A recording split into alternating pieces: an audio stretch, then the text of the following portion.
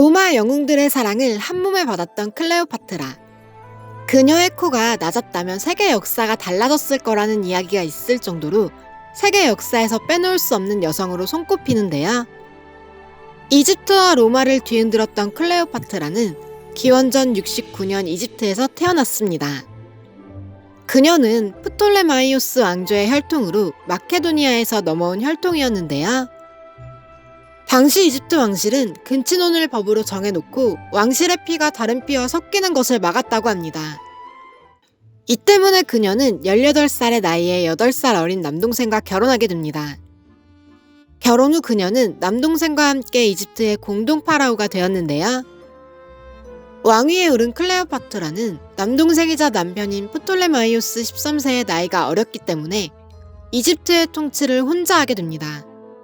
그런데 남편이 자라면서 남편을 지지하는 세력에게 위협을 받게 됩니다. 남편을 지지하는 세력들과의 권력 다툼에서 패배한 클레오파트라는 결국 왕좌에서 밀려나게 되는데요.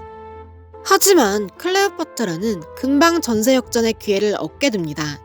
우연인지 운명인지 그녀는 율리우스 카이사르가 이집트를 방문한다는 소식을 듣게 됩니다. 사실 이 무렵 로마에서도 귀족과 평민들 사이에서 정치적 다툼이 벌어지고 있었는데요.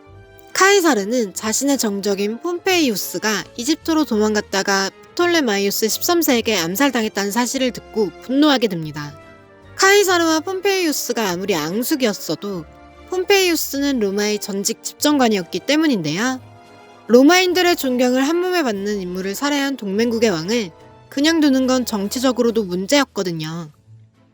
아무튼 이러한 이유로 카이사르는 이집트의 수도인 알렉산드리아를 점령하게 됩니다. 카이사르가 프톨레마이오스 13세에게 악감정을 품고 있다는 것을 알아챈 클레오파트라는 그를 찾아가는데요. 이때 클레오파트라는 카이사르를 유혹하기 위해 알몸으로 카펫만 두르고 그를 찾아갔다고 합니다. 그런데 당시 클레오파트라의 나이가 21살이었고 카이사르는 52살이었는데요. 당시 호색한으로 유명했던 카이사르는 작정하고 찾아온 미모의 이집트 여왕을 마다할 이유가 없었습니다. 카이사르를 유혹하는 데 성공한 클레오파트라는 그의 도움으로 남편이었던 프톨레마이오스 13세를 죽이고 그토록 원하던 왕좌까지 손에 쥐게 됩니다. 이때 카이사르와의 사이에서 아들까지 낳게 된 클레오파트라는 이후 카이사르를 따라 귀빈으로 로마에 방문하게 되는데요. 하지만 로마에서의 여론은 그렇게 좋지 않았습니다. 그도 그럴 것이 카이사르에게는 이미 부인이 있었거든요. 또한 로마와 이집트가 동맹관계긴 했지만 상대적으로 이집트가 약소국이었는데요. 로마인들의 눈에는 약소국의 여왕인 클레오파트라가 카이사르와 카이사리온을 발판 삼아 정치적으로 접근하는 것처럼 보였거든요. 남들이 그러거나 말거나 카이사르는 자신의 개선식에도 그녀를 대동하며 클레오파트라를 꽤나 아끼는 것처럼 보였습니다. 하지만 얼마 지나지 않아 카이사르가 로마의 귀족들에게 암살되는데요.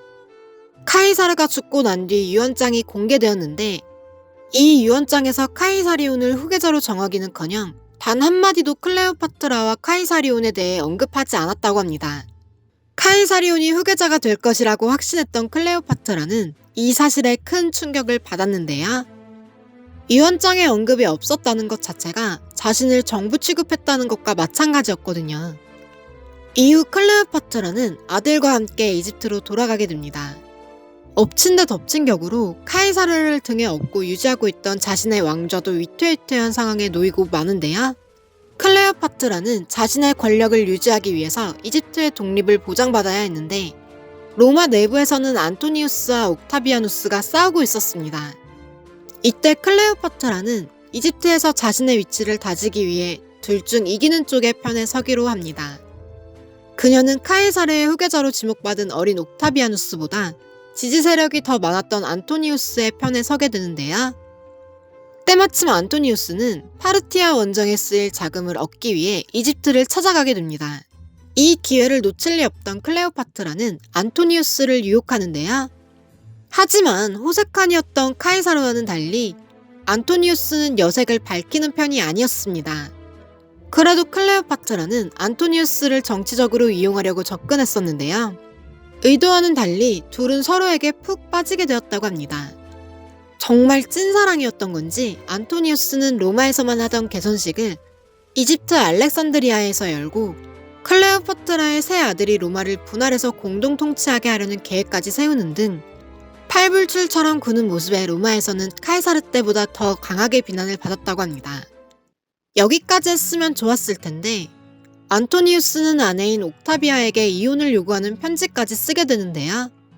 이 소식을 들은 옥타비아누스는 더 이상 못 참겠던 모양이었는지 로마군을 이끌고 이집트로 쳐들어갑니다. 이 전투가 바로 악티움 해전인데요. 이 악티움 해전은 원래 안토니우스와 클레오파트라가 훨씬 유리했지만 클레오파트라의 잘못된 판단으로 후방에 있던 자신의 배들을 전부 빼버리면서 참패하게 되는데요.